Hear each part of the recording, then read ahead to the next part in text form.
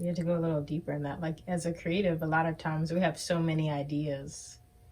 But it's like, okay, you may have a lot of ideas, but what should you focus on? Like, Okay. What is this episode? Episode we've all been waiting for. We've been waiting for all of them. Knowing your why. This is a big one. This is a big one. Why is this important to you, Bria? Why is the why important? Because if you don't have your why, it's hard to operate with confidence. You're kind of going around semi-aimlessly. There's no depth to the things that you do. You might lack motivation and drive because you don't have a deeper why. You may not be inspired by the things that you used to be inspired by. So yeah, I think those are pretty big reasons. You have to go a little deeper in that. Like as a creative, a lot of times we have so many ideas. But it's like, okay, you may have a lot of ideas, but what should you focus on? Like focus is a big thing for creatives, especially we talk about multifaceted creatives in another episode when you have like a bunch of different ideas and different mediums. And to get anchored in that, it's a big deal to know your overarching why, your calling. What is it that what is the perspective and like the passion you uniquely have to give to the world, and what is that unique insight? And that's really what we're going to cover. And like Bria was mentioning, sometimes you may have a strong why and then it shifts and it's really confusing and it can be really disempowering because it's just like feels like you're losing inspiration, but really it's like your why is being deepened, or like maybe it's shifting as you grow and evolve as a person. And so sometimes you might have to do these exercises again throughout life. Some people do it every year, the exercises we're about to do with you all. Like when you said about confidence, like a lot of times you may have an idea brewing for a while, but there's so many things holding you back that you might not even realize fully because you don't even know how to articulate them. But digging deeper into like what's inhibiting you, what is making you so fearful to like go forth with this project or this idea that God's given you. And so when you write down your core values, your why, your purpose for doing this, it's going to give you like an anchor, like I mentioned before, and grounds to be like, no, like I'm going to face this fear head on because my reason is greater. Like what I want to give to the world is a bigger deal than like this petty fear. And so, I'm excited to hop into these exercises. We're going to be doing them with you guys. Yes, live, interactive this time. On camera. So we, you can listen and be passive, but we encourage you to get a pen and paper and do these with us and replay this episode and just... we're giving you homework. Really bask in it. And we're right here doing it with you guys. If you have questions, if questions arise, comment. We will be there for you and we will answer them. Right, Bria?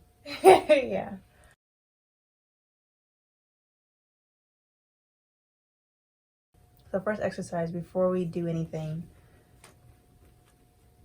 we're going to just list out some fears and inhibitions, maybe things that are holding us back. It could be for something specific or, something a little bit more across the board. I got my little notebook.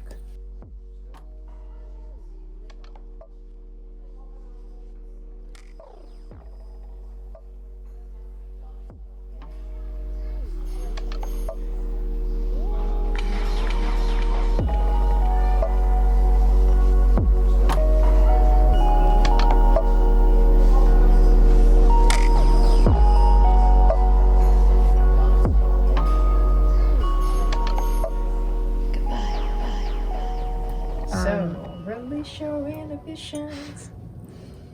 All right. Well, I asked you last time to go first, so I can share some of my inhibitions with you guys. First one I thought of was that my ideas are too niche. That my experiences are not relatable enough to enough people, whatever that means. And as a result, they would be dismissed. Another one is that my vulnerability, like, especially when I'm talking about writing projects, because writing is much more vulnerable to me than like visual arts, because like, especially if you like abstract stuff, it's like, oh, it's up for interpretation. No one knows what this writing means. is direct. But yeah, especially my writing is very raw and transparent, kind of human like.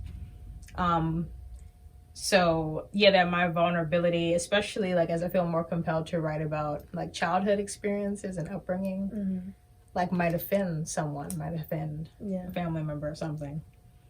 The next one is a fear of just feeling exposed and naked, because it's all out there. And I do believe that's freeing, but like it takes pushing past that barrier of like being of discomfort. I'm used to people seeing like a certain side of me. So yeah, that feeling of being exposed. It's like the third one I wrote down. Okay. And about you? I wrote down imposter syndrome. So I targeted mine specifically to moving into coaching, like creativity coaching. So feeling like people aren't going to take me seriously enough. Wondering if I'm prepared enough, and then doubting myself, kind of wondering like, am I taking it seriously enough as far as like the actual pursuit of it? Just because like I've just been doing a lot of other things and not working on that so much, even though I do feel strongly convicted about it. So yeah, I think those are my main fears surrounding that. And we do this, so we're going to put this list aside and then come back to it after we do this whole what is your why all of these practice. series of exercises, and we're going to compare the fear to the purpose. And it'll be interesting. It's going to be powerful. Life changing. But anyway, all right.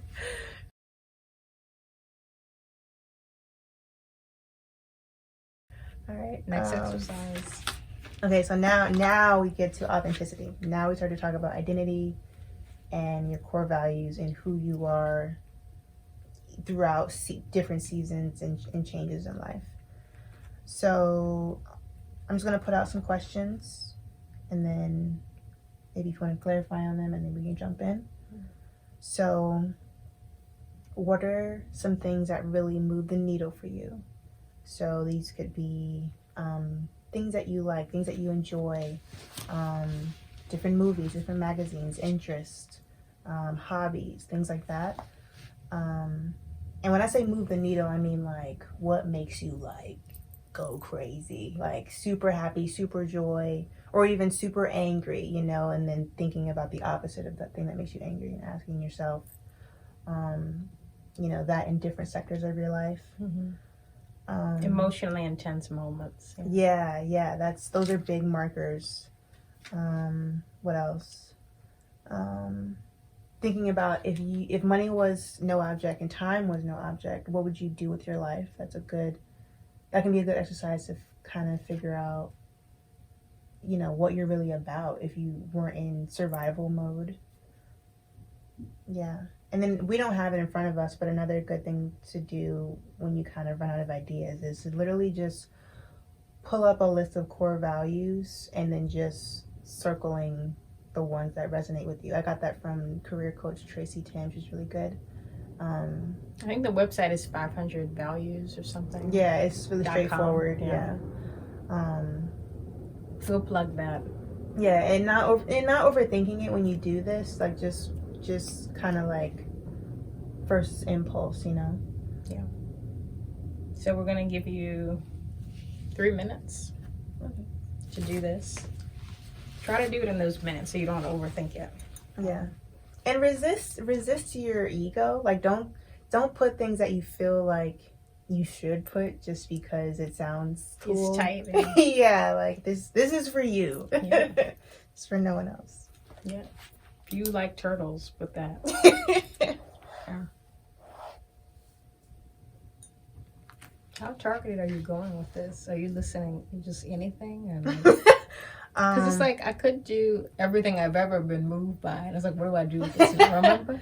No, yeah. I mean, yeah. If this feels too, like, too broad of a pool to draw from, then yeah, I would suggest targeting it to some specific area of your life. Maybe focus on a specific medium if you are doing this, like, about art, like writing. Or a specific. I guess I can't say issue, but yeah, I guess a specific medium or specific area of your life. Like maybe it's just like your career or something, or your hobbies or whatever.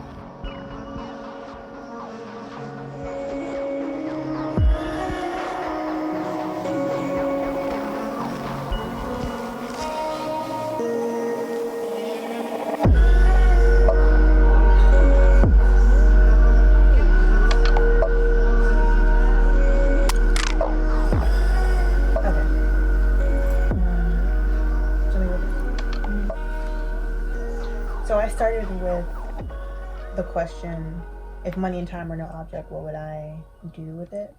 And I wasn't super specific, but I just imagine painting very large paintings. I feel like that's always something I wish I could do, but it's very expensive to do that. I imagine making music because I love music. I feel like music is such a form of worship without even trying. It's very experiential and emotional and just touches your soul on like this primordial level in a very casual but powerful way. I imagine having relaxing retreats, like creative retreats. And then when I think of things that were moving the needle for me, so to speak, I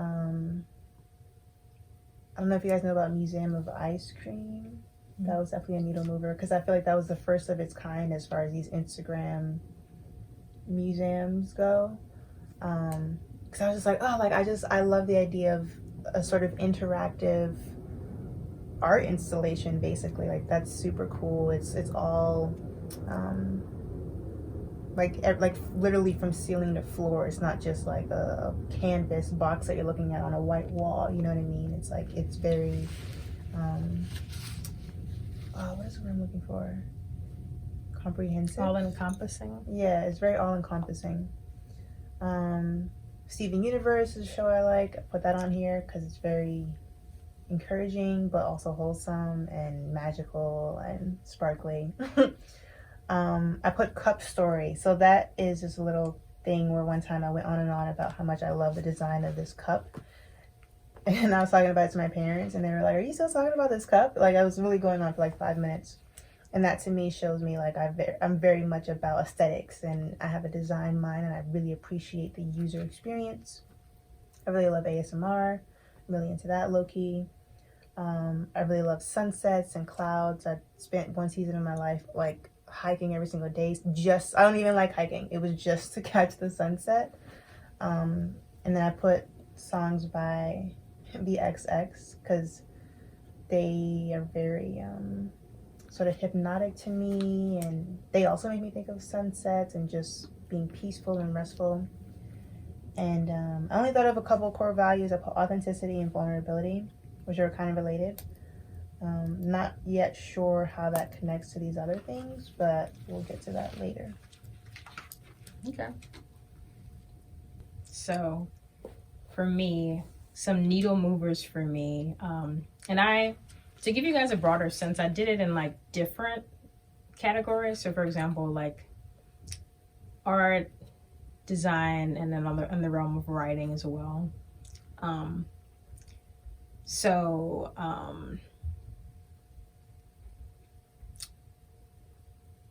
Solange, her creative direction and just her overall performance art, and how like aesthetically like beautiful it is. Like it marries like nature with architecture, with movement, with fashion, and it's like it's just so beautifully done, and like I love how her movements, especially like her dance, just feels so like raw and organic. Like she didn't even try, but it's so clean at the same time. Yeah, I just love the aesthetics of that.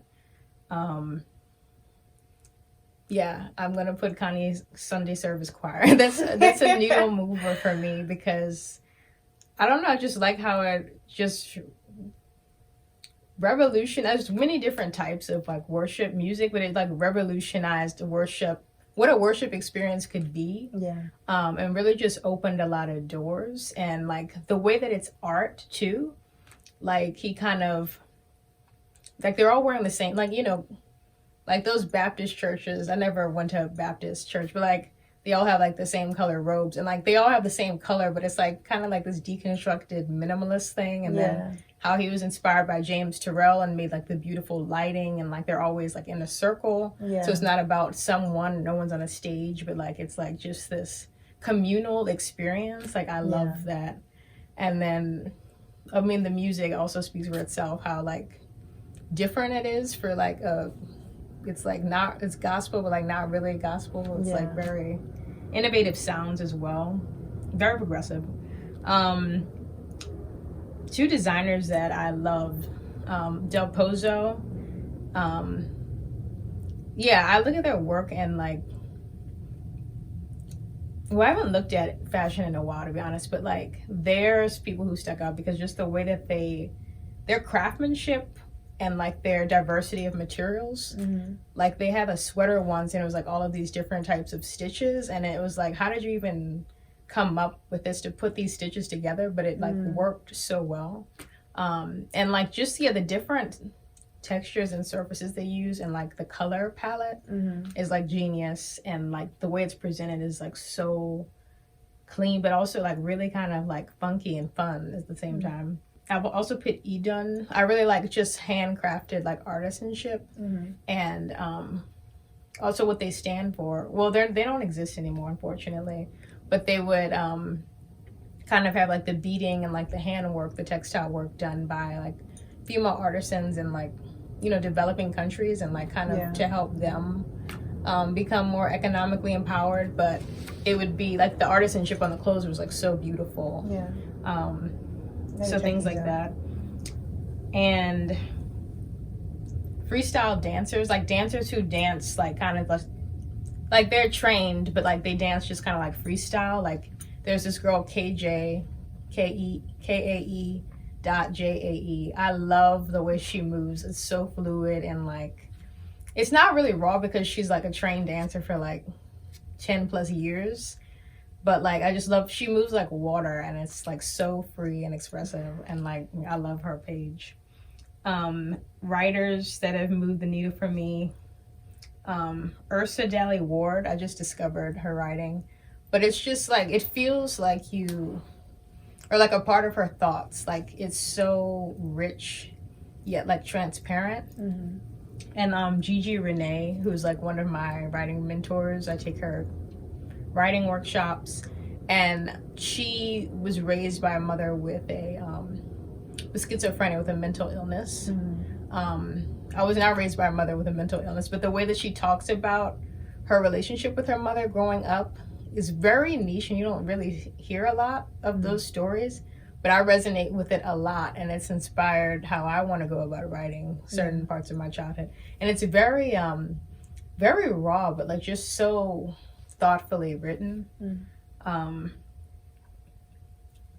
Also this art therapist, her name's Eugen, but her kind of content creator name is Thirsty for Art, and she really merges like creating art just for her page and like the whole graphic design aesthetics part with providing like art therapy counseling for people, teaching people about mindfulness and like how to overcome creative blocks. And it's just like a whole like kind of mini moguldom she has, like because she does her art, she does her content creation, her videos, and then she does her counseling. And like I want to have like that kind of tract of like being an online entrepreneur and pursuing all of my creative passions. So discovering her universe really has impacted me over the past 2 years.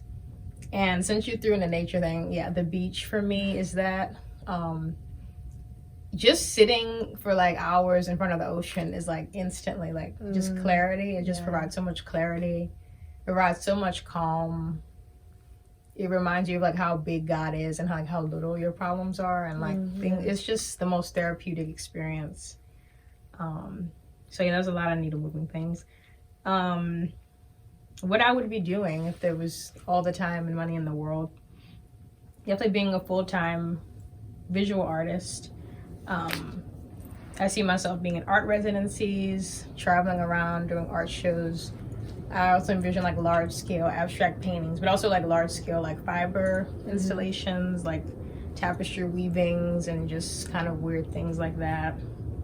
And I also see myself counseling people, both one-on-one and group, for just mental health counseling, but also if like an art therapy is needed with that, like doing talk therapy and art therapy. And I also see like just facilitating like safe space for people to just be creative, like doing weavings with people, like communally together. Communal art is something else that I'm really passionate about. And then publishing books. I like writing as well, so do you see myself writing more than one book in my life?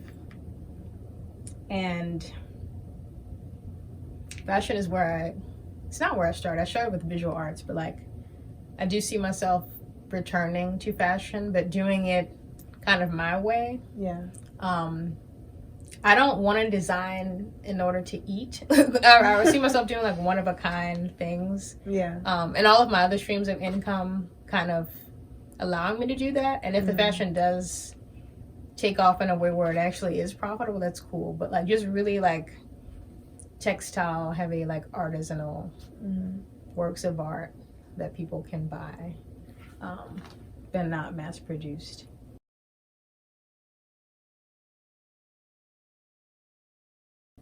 So to get a little bit more specific and get some more clarity, you can start asking yourself why, and the recommendation is that you ask why as many times as needed to get to a deeper level of understanding. So for example, like let's say you put on your list of needle movers, you really like drinking mimosas. And if you ask yourself why a few times, you might come to the conclusion that you just really value, luxury living. You just really value, maybe you're a foodie or something. You really value sort of sensory experiences. So just getting to the heart of some of the things that are more surface on your list. And then when we do that, after we're done with that, then we can take everything and start grouping them by things that are similar, and labeling those groups. But we're just going to start with the why, the deeper why exercise. So ask yourself, pick something on your list from like needle moving experiences that have touched you, or like things you really want to do that you would do if money and time weren't a factor. And then pick one of those things and ask yourself why it matters to you 7 times. And then we'll reveal what the final why was.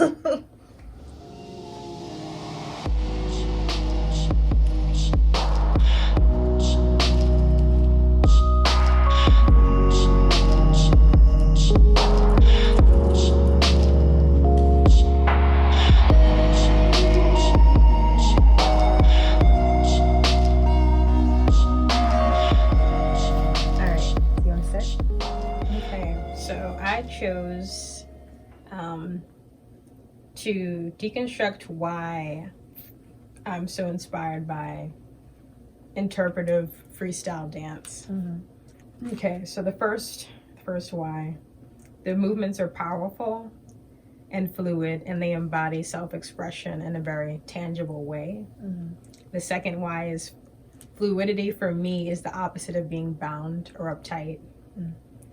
Then the third why, when you're not bound, you can move with a light spirit.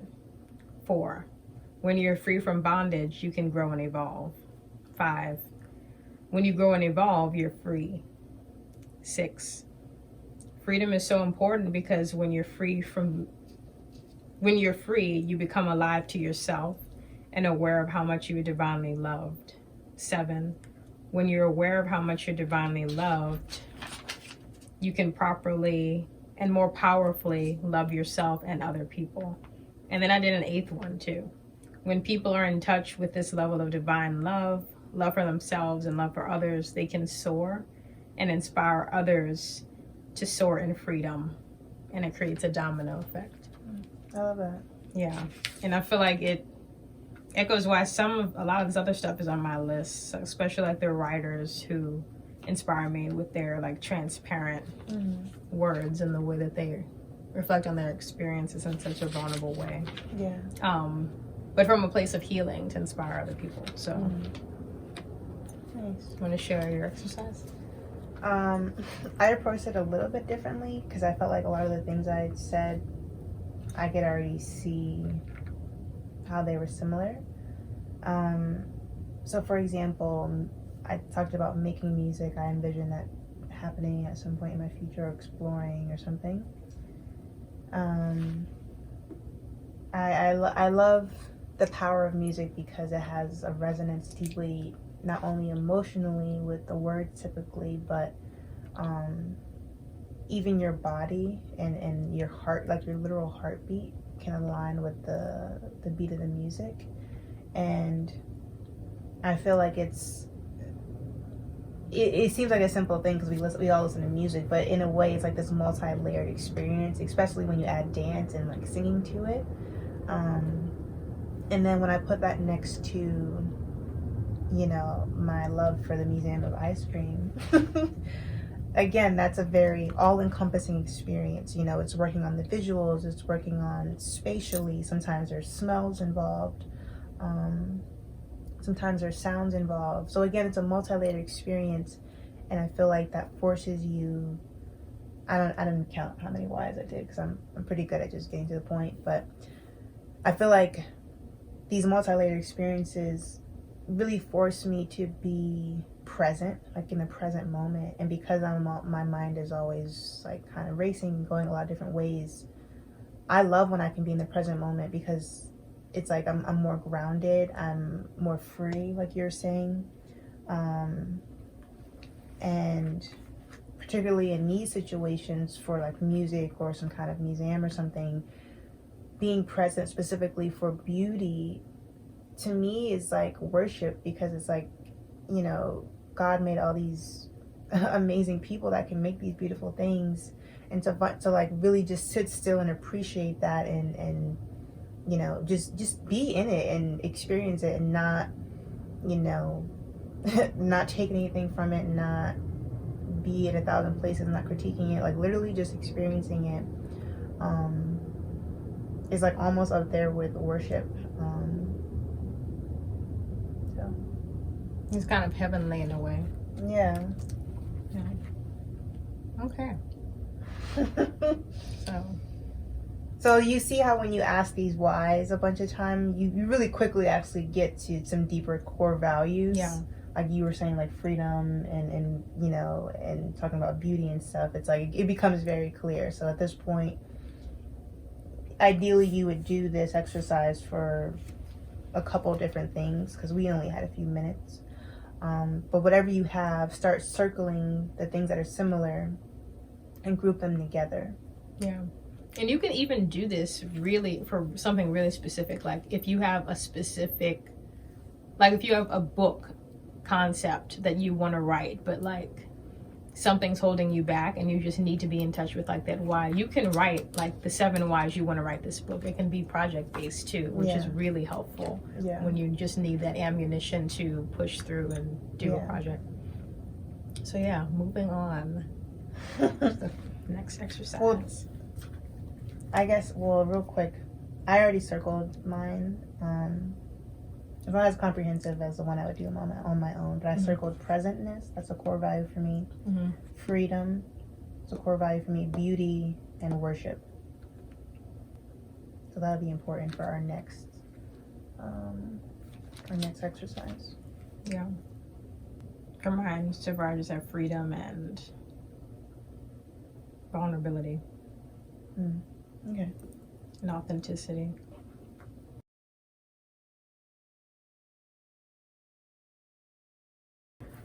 So we got our core values. That's super awesome. Even if you stop here, that's still progress, because you can now look back to these for anything, but especially your creative projects. But we're gonna keep going. So now you can make either a 3-circle Venn diagram, or you can make just like 3 rectangles on top of one another. I'm probably gonna do the rectangles. The first rectangle. Don't like drawing Venn diagrams. Yeah, that's why I had it on my iPad. The first rectangle on top is going to be for your core values, so put those in there, and then we'll keep the other 2 empty for now. Okay, so this second rectangle, this second box, is going to be for your personality traits, and this third box is going to be for your experiences. But first, let's go back to personality traits. Now we're going to talk about aligning and, basically how is this relevant? How does this actually apply to your life? We're getting to context. So do you want to talk about maybe how, what are some different ways people can access their personality traits? Yeah, so in the very basic sense, you can start with writing them yourself. But it's also helpful to get feedback maybe from like friends and family members who know you really well. Yeah. And who also will like be honest with you about all sides of yourself, like the highs and also maybe the shadow parts of yourself. And then in like a practical way is just investing time in personality tests like MBTI, Myers-Briggs. It's really helpful. We're both INFPs.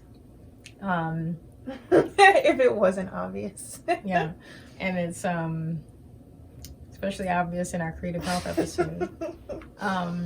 We're both INFPs, and like it doesn't just show you like tell you about what an INFP is, but like the brain functions, the 4 main brain functions that you operate with. So it's like psychology. The Enneagram is great. We're also both 4s, and the Enneagram gets deep because it shows like based on what number you are, like your core fear, your core desire, and just like the reasons why you are the way you are.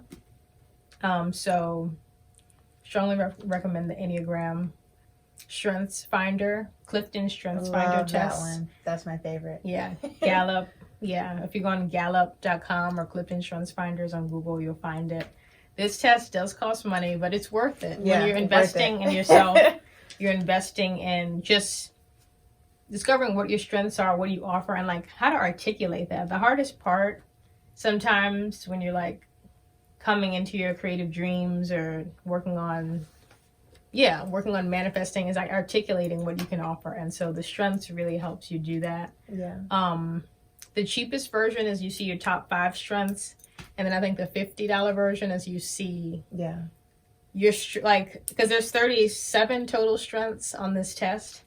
And so you see your from number 1 to 37. So like what your strengths are and like what your weaknesses are. Yeah. So and then there's like a podcast like strength theme, like Theme Thursday or something on Spotify. You can like listen to the podcast and learn about like what energizes you, what depletes you based on what your strengths are, how to nurture them.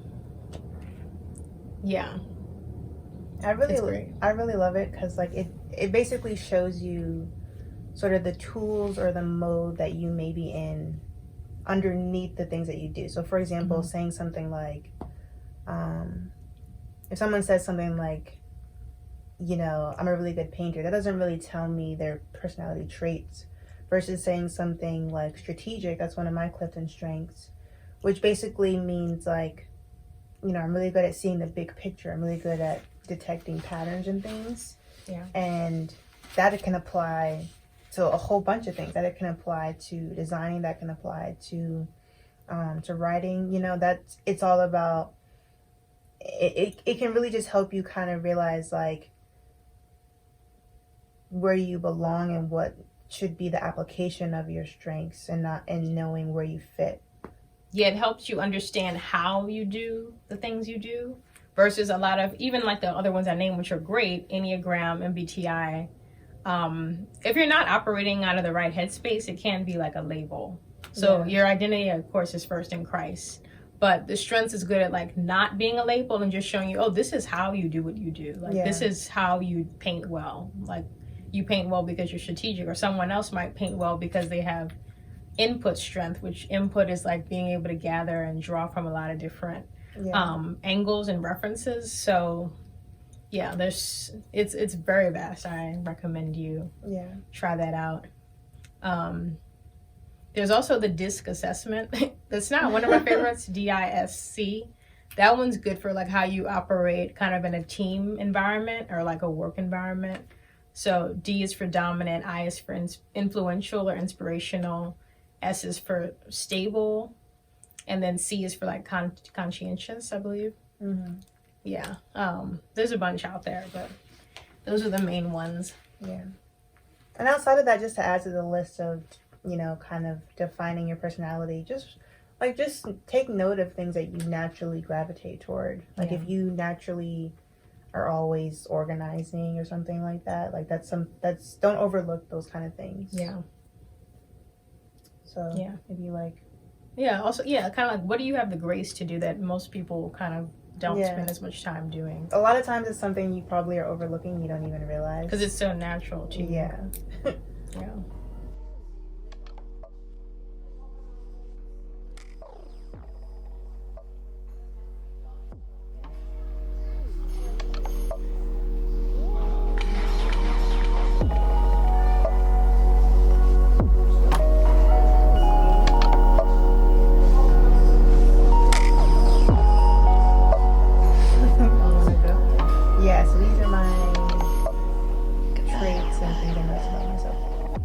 So I'm a fast learner. Like I mentioned before, I'm a pattern seeker. I always detect sort of trends and just patterns. I'm a bit of a visionary, can be kind of idealistic, always imagining how things can be better, or like the best case scenario sometimes. I naturally try to make things more efficient. I'm a natural problem solver, not just in practical hands-on ways, but also in how I talk to people. I try to like get to the point in the conversation and get to the root of maybe issues and things like that. I can be very philosophical, sometimes a little different and adventurous. That's all I could think of right now. Okay. Yeah, I was about to put creative. I put that. It's like how many times are you going to say creative? Why would you be hosting this podcast? Okay, so I put idealist at the top of my list. I also put futuristic is my top Clifton strength, to plug that again. So I'm always looking into the future, like a year, 3, 5, 10 years ahead. And not really in the way like a planner does, like I'm planning everything, but like kind of just a broad sense of like what I envision my life to be like in this span of time, like what I feel like God is showing me, and being really excited about that. And it brings like a lot of hope and optimism. That's like a strength of that strength, like of having the futuristic strength. So yeah, I am a bit of a dreamer, but I'm also strategic. Strategic is like my second Clifton strength. So it's like I can, even now, like how I'm dressed, I kind of probably look like, a bit of a hippie. But like I am very, like those who know me and like my coworkers know, I can be very calculated and coming up with like a strategy is like, what's the best way to make this happen? But strategic is also kind of comfortable in chaos and finding a plan even through the chaos that might be like, yeah, something that someone else might have overlooked. So yeah, very calculated, chess-like approach to life, which juxtaposes like the dreamerness. Adventurous, very inquisitive, very curious. I put emotional depth. It's easy for me to sit with people in happiness, but also in deep pain that's not draining to me. Like, I enjoy that rawness and just learning about someone's trauma that feels weird, because I feel not only close to that person, but it's like, it's a very human experience, and I like that, making safe spaces for people. Connectedness is another one of it's my number 5, Clifton strength. Just seeing the links, I guess, between things and between people.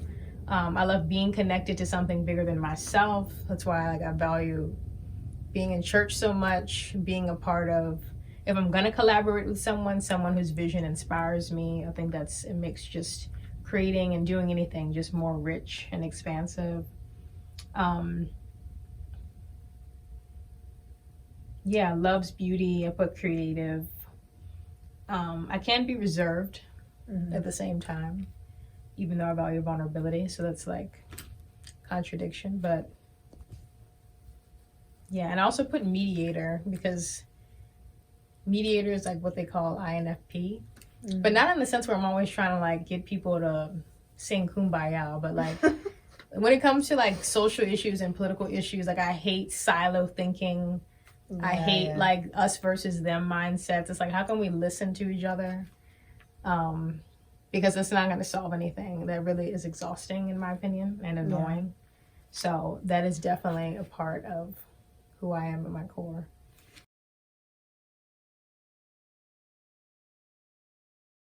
Yeah. All right. A little bit about Kristen and Brianna. And let's see. Okay, so now, before we move on, we're going to list out some experiences. And this is a little separate from like moving the needle thing. This is about specific events in your life that you enjoyed, that really are vivid in your memory, that you had a really strong emotional reaction. It doesn't have to necessarily be joy. It could be a different emotion. And try to be specific. So instead of saying something like, you know, when I worked at this job, maybe say like, when I worked on this specific project, you know, with this person and this, you know, like try to be specifics, and because it'll help you with the later parts of this exercise. Yeah. It's probably helpful to narrow it down to a specific part of your life again. Like, so maybe just think about career, just think about creative projects, or just like, you know, so it's not so much that you're trying to think of. I'm like, oh, my 7th birthday was cool, but it's like, it's probably not going to be relevant.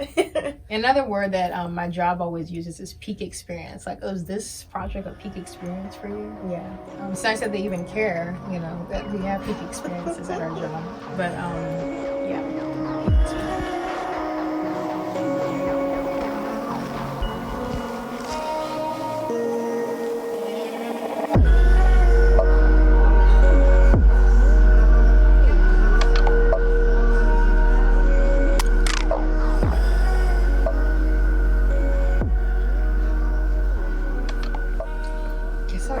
this time.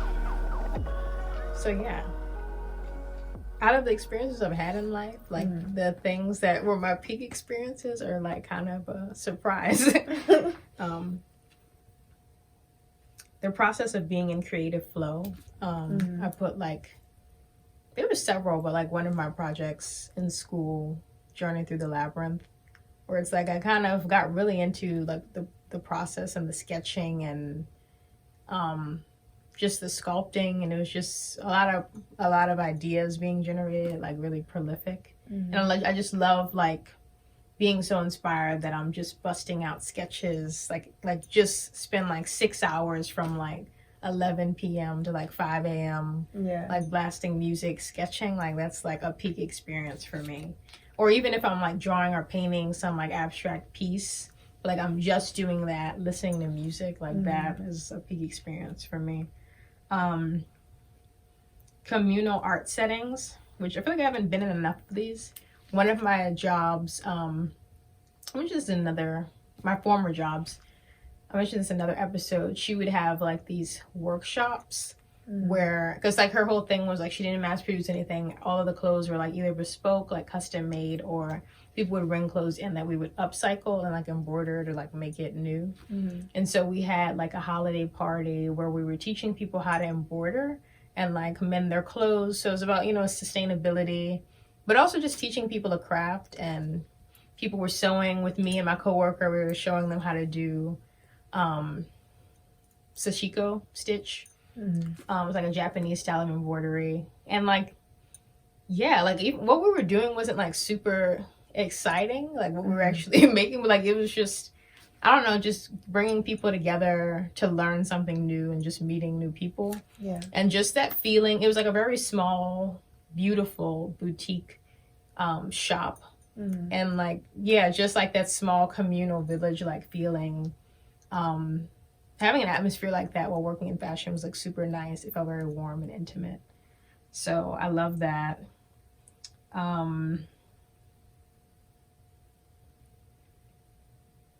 Yeah, I love being in life groups. So life group is kind of like, how do you describe that if you're not it's kind of like a group of people not only doing life together, but it's like it's a thing in Christian church. So it's not a Bible study, but it's more of just like people talking about life, being vulnerable about struggles, sharing testimonies, praying over each other, empowering each other, speaking life into each other. Yeah, and just being really, really vulnerable. And like we meet every week. One group I was in particularly was super powerful because it wasn't just like the life group leader was doing most of the talking. All of us were like prophesying into each other's lives. Like that was the first time I got like a prophecy for someone I didn't know. I was like, yeah, I just see you writing about your story and it's gonna like help young women.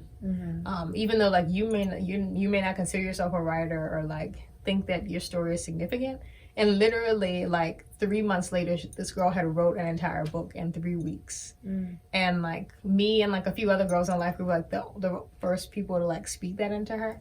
And like the book is specifically written for girls, like Gen Z girls, like who are like early adolescents. And so seeing things unlock for people, seeing people have emotional and spiritual breakthroughs in vulnerable, safe spaces is like a really peak experience for me. Choreographing our dance you should watch that for our promo video. That's really fun. Releasing, like reading a piece to a group of people for the first time. It's very like daunting, but also just freeing. I love that. I want to do more of that. And the feeling of giving someone like a letter that speaks to them and moves them, that's written specifically for them. So yeah, a lot of like emotional experiences in here. Another example of releasing is like when I put on my own fashion show with a group of kids like in high school. And like just the feeling of something you've been working on for so long, sharing it with the world. I think sharing in a communal setting is a big thing. So yeah. Okay, what did I put? The first thing I put was making this podcast is a peak experience. This is kind of like not the first of its kind for me, but doing something with someone I really love and like that's like resonates so deeply with everything that I'm about. So it's like a lot of things coming together right now, which is amazing. I put improv everywhere. Do you remember that? That yeah. MP3 experiment we went to. Improv is a peak experience for me. Yes. Yeah. Anybody should do that at some point in their life. Was going to do that before quarantine started. Yeah, it was like, it's basically like large scale Simon Says. You have to download this MP3 and like hundreds of people show up. It was in New York City, of course. And you just like do weird stuff in the park, and that was just like super fun to me. And it's an inside joke, like the other pedestrians don't know what's going on, and you're just like, it's just like 100 people running across Prospect Park, getting out like, you know, glow sticks and like and like super the random. regular people don't know what's happening. It's hilarious. Yeah. They're a cool group. We did that together as well. That was our first friendship date. Oh my gosh. Okay. Full circle. I'll let you finish. Fashion Fight Club. That was a project I did with a friend in school where we basically talk about injustices in the fashion industry, but talking about it through performance art. And that was really cool because that was the first time I don't know, like did performance art and could kind of respect it and see the value in it. Mm-hmm. And also just the first time I was collaborating with someone long term, because that was like for a full semester. So there's that. When we did that textile arts center indigo workshop in the summer, that was a peak experience. It really was. I was also there. Yeah, you're a part of a lot of peak experiences, but I don't know. It's just, I think it was like, it's summer, it's in Brooklyn, and we're making these cool dyed pieces of fabric, but we're literally using the environment to do it. And I love like the sensory aspect of it, like sticking your hands in the dye water, and like, and then coming out with something beautiful in a way that's like unpredictable. You don't really know how it's going to turn out. Like that was a good day. Yeah. Communal art experience in general are peak experiences. And I was super into textile dyeing at the time. So it was on point. I wrote down one time, this was like somewhere in between high school and college. I was with this guy with the little summer fling I had, and we had spontaneously found a sandbar. I don't know if you've ever been on a sandbar, where you kind of go out into the beach, and at first it gets deeper, like the water gets deeper, but then it starts to get shallow again, and then shallow enough that it's only like barely up to your ankles. Mm-hmm. And so it feels, but it's not quite above water. Mm-hmm. So it makes it look like you're standing on water, like in the middle of the ocean. And it's like, it's so freaking cool. And like, you just look around and it's like, it's just the most beautiful appreciation of nature. And to share that with someone, like that was like, and it's also the thing is like, because, you know, water rises and goes down, it's like, you kind of have to catch it. Mm-hmm. So I love just how we literally we just found it, you know, that's not something that you could really seek out too much. I am Jesus. Walking on water. Yeah, it was very, it definitely made the day. It made that summer to be honest. Yeah, then I have smaller ones, like I put surfing. Every time I go surfing, I'm like in the moment. I'm in my flow. Like nobody can tell me anything. Floating in a pool, I love doing that and just looking at the sky. I'm super peaceful when that happens. I really like going to the planetarium and just looking at the stars. Even though it's artificial, like it's still cool because it's like it feels like your whole sort of line of vision, I guess. I like observatories. Yeah. Is that the same thing? I don't know if that's the same thing. A little different. Yeah. Basically the dome with the stars is what I'm talking about. So yeah, those are some of my main peak experiences. Yeah, those textile art shops are peak experiences. I think what makes it more of a peak experience is when you actually get to know the people a little better. Yeah. Because that's the thing, you don't really talk that much to the people. So like that would make it even more of a peak experience. Yeah. But yeah, those are definitely up there. I don't think I talked to anybody. Yeah, you talked to me and not with friends. I mean, we weren't really friends at the time, so yeah. Okay.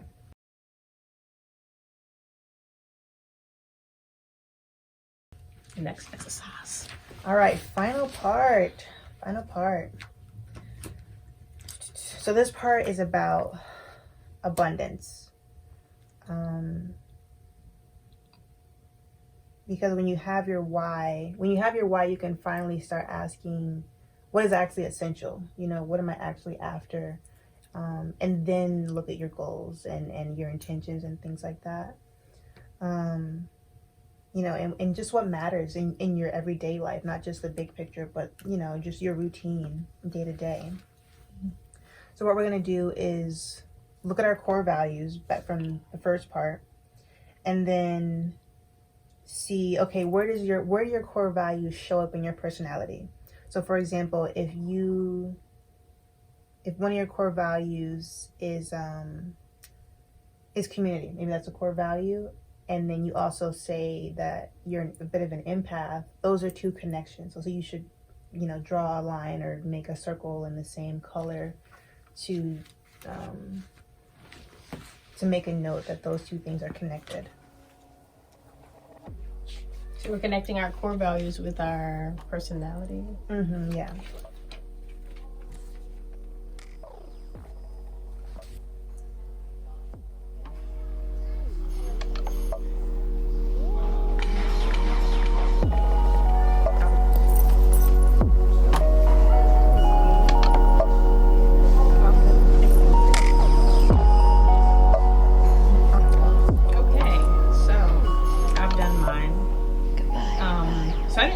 Everything, but just for the sake of the example, so I had dreamer and creative in my personality traits, and the value that I felt like aligned with that is freedom. Like, I feel like it takes freedom to dream and be creative, and then I also had emotional depth and emotional awareness on my personality trait, being comfortable with a wide range of emotions. And so I matched that with the value of vulnerability and transparency. Nice. Yeah, for the first one, freedom, I put the exact same thing for the most part. Also underneath freedom, I put like, you know, that idealistic part of me, that visionary part of me that's always like, you know, how can we break down more change, break down more barriers. Yeah. And I put philosophical underneath there too, just because I think that's connected to being a bit of a visionary, like always thinking of different possibilities. Under my core value of beauty, I put creative and idealistic. And then under my core value of worship / being present, because I think those two things are similar, I realized, I mean, this wasn't an exhaustive like exercise because we're doing this really quickly, but even in the moment, I couldn't really think of that many things. And I was like, okay, maybe I need to actually spend more time cultivating this in my life if I say it's something that is important to me. Because I don't think I see it enough in... Which one? For my core value of worship and being present. Yeah. So that's a moment for me to realize, like, taking better care of myself and my spirit. I need to do that more. Yeah, that's another thing. You might notice a value. You don't have a lot of experiences that match up. So that's informative information too, because it's like, oh, wow, I need to nurture this more, feed this more. Exactly. So I can be aligned with my values. So now we're going to look at our experiences and do the same thing where you circle the ones that resonate with your core values. And if you need to think of more experiences to do that, then go ahead. All right, so what did you come up with? So I'm happy because when I was saying, like, I don't see my personality in my core value of worship and beauty, but looking at my experiences, it was all over the place. So, like, with the surfing, even the improv everywhere, I feel like those are definitely moments of being present. Floating in the pool, I feel like that was, like, both about worship and freedom. That sandbar story, that was about worship and beauty. The textile indigo dyeing workshop, that's about worship and beauty. And then, you know, definitely making this podcast, that's about worship, beauty, and freedom. And then Fashion Fight Club, that's very much about freedom, because that was so much, like, that's very much like a social issue, but very, like, approaching it from a hands-on, sort of it's approaching it in a hands-on way. So yeah, so for my core value of freedom, personality traits: dreamer, creative, curious, adventurous. Sketching, being in creative flow, making art, whether it's painting, drawings, or sketching. Freestyle dance, just doing freestyle dance myself. The choreography with you for our music video. And communal art experiences where people are like just learning different art making techniques in a communal setting. I feel like that's freedom. For my core value of vulnerability, transparency, personality traits, emotional depth, emotional awareness. I had a lot for that. So leading life groups. Life group is kind of like, as I was saying before, like a spiritual group therapy. Like, think of it like that. Christian AA. Yeah. Yeah, one of my coworkers literally called it AA. I was like, I'm definitely not an alcoholic. Okay. Talking to people about their dreams, talking to people about their trauma and watching them heal, make connections, and experience emotional breakthroughs, like being there for those moments. Reading my writing out loud to people, very scary, but like very freeing. Writing words that move people, all under that vulnerability, transparency umbrella. So yeah, that's just some of example. Like, this is just 2 core values of mine, but like already seeing how those experiences, personality traits are lining up. So really quickly, like not even spending that much time on it, let's, out of the ones that you circled, out of the experiences that you circled, then place a star next to the ones where you feel like your personality really shined. It could be something that's unique to you. Like, let's say that experience was like the nail and you were the hammer. Like, you know what I mean? Like, you just fit in that situation.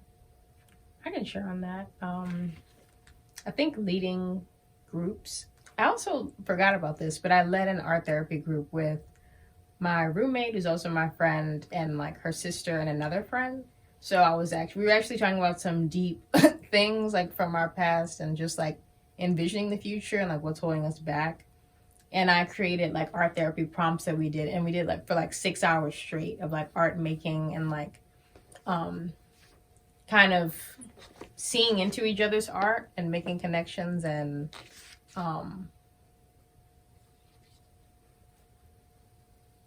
kind of telling each other like what we saw through each other's art, and like just all of like the breakthrough and just clarity that came from that was definitely like a peak experience of mine. And I feel like that marries the creativity, the freedom, and also the vulnerability. That's cool. In that community. So, and we actually did know each other and got to know each other even deeper. Well, not all of the girls in the group knew each other, but it was a very vulnerable time that we shared. So I feel like that's, it was a very calm, peaceful setting, but also very candid and fun and creative. So I feel like that is just embodied a lot of who I am. My whole vibe, I guess. Yeah. Yeah, not to sound cliche, but I put a star next to making this podcast. And I know that's like... She's really plugging the podcast. No, because it really, like this, making this podcast does very much encompass a lot of things that I love. Because it's like, obviously it's beautiful. It's super aesthetic. Oh, wow. Obviously. Obviously beautiful. We put a lot of thought into how it would look and even the way we're dressed and things like that. Our promo dance video, our music video. Yeah. And it's very beautiful. God is very much in the midst of this. So this is a part of our worship. It's not all the time, but when we're actually filming, like right now, and like we get immersed in these topics again, it does force me to be present again, because it's like, we're on camera. We have no choice but to be in the present. So that kind of comes together with that too. Yeah.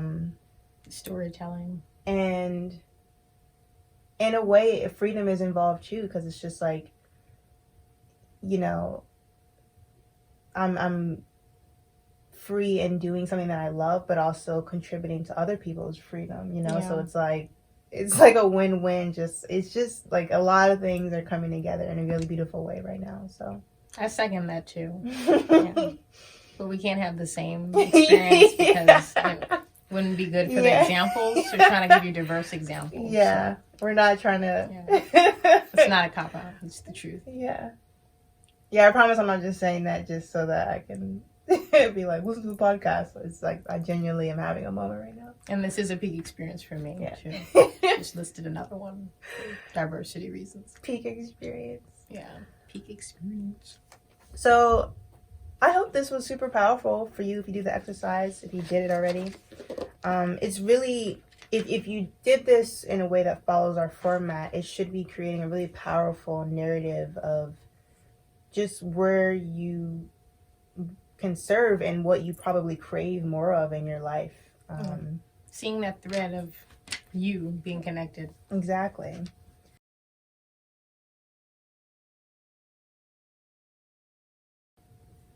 Now that you have this powerful narrative about yourself, let's go back to that original list of fears and inhibitions that we wrote in the very beginning. And you're going to take the why in this narrative that you have and apply it to those fears. But first, you're going to confront the fear. So you can just do one fear at a time. Just for now, focus on one fear so you get really specific. So write that fear. And then you're going to ask yourself, this is kind of like the fear interrogation exercise. Is this true? Is this fear true? You're going to answer that. How do you know it's true? How does this fear make you feel or behave? How would your life change if you stopped believing this fear? So we're going to do those questions first.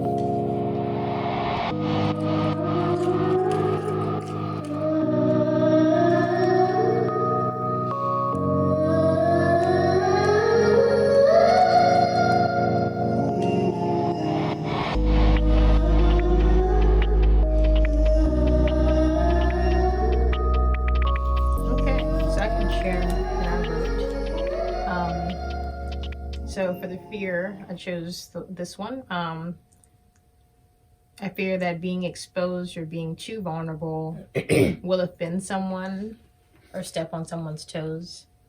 Or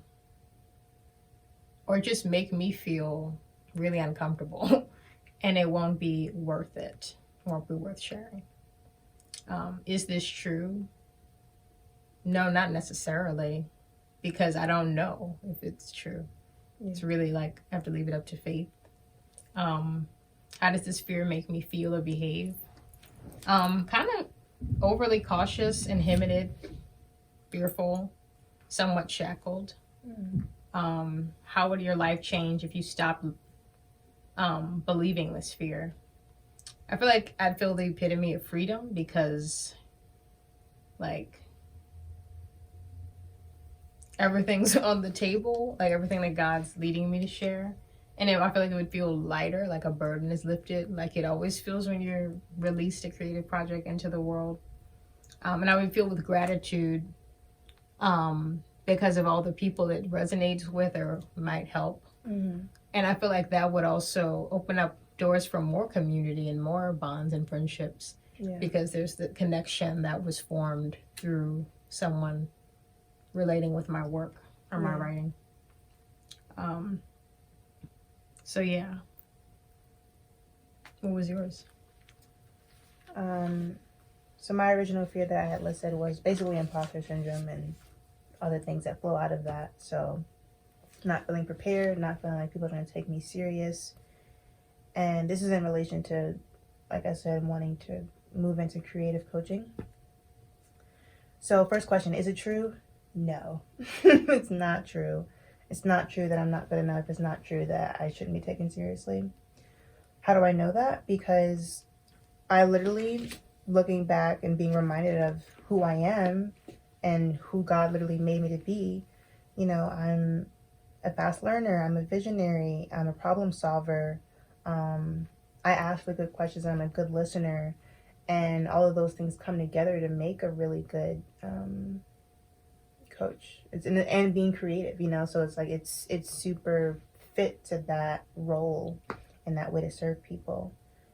So it's super important to remind myself of that. How does this fear make me feel or behave? Honestly, it oddly makes me irritable and restless, I think, because it's like this background feeling of like needing to prove myself and just like do a bunch of things starts to arise, where I'm like, oh, I gotta have, I need to write a book and feel more important and have a TED talk or something, and just like all these things that people that, sometimes in culture we say is cool and praiseworthy, but it's like the fruit can speak for itself as well. I don't have to have all these accolades first before feeling like I'm good enough to do something. And the last question was, how would my life change if I stopped believing this? That's the last question. Mm-hmm. So I think that, similar to what you were saying, I would feel a lot lighter. I would feel I would be just like more open to talking about it, because I haven't talked about it that much. I would be a lot more unapologetic and just shameless about it, and just like unbothered with people's opinions about it. Because right now it's still very new and I'm like a little guarded about it, but I think that would totally shake off if I just like completely surrender and let go of these fears. So now the last final question of the night. What's more important to you? The comfortability of living behind this fear and like kind of keeping whatever is on your heart or in your spirit to create to yourself? Or is it feeling the fear and doing the thing anyway? Acting on your core values, acting on your why, acting on your purpose, really. Yeah. Or at least one of your purposes, one of your divine purposes. What's more important to you? And you'll see in this episode, this activity, like a lot of times your fear directly correlates to like, it directly fights with a value. So when that happens, it's like you owe it to yourself. Yeah. To be like, no way. Like for example, my fear of being exposed or being too vulnerable, that it might offend of someone. Like, that's essentially caring about what other people think.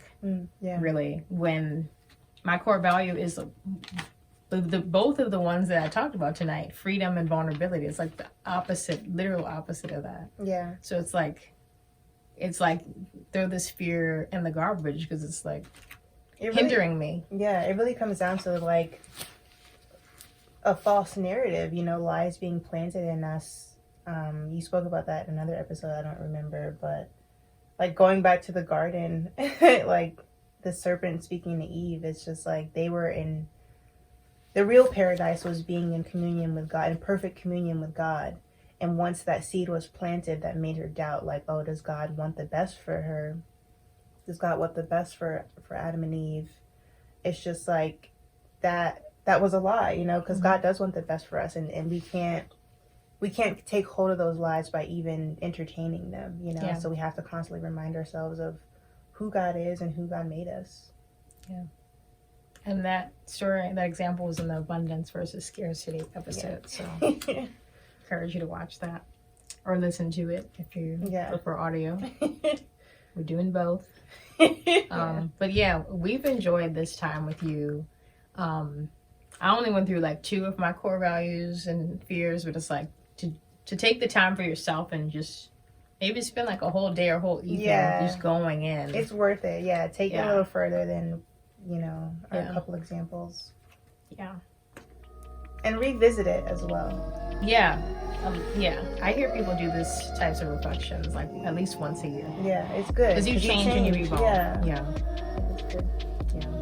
So this has been so fun. Thank you guys. Until next time.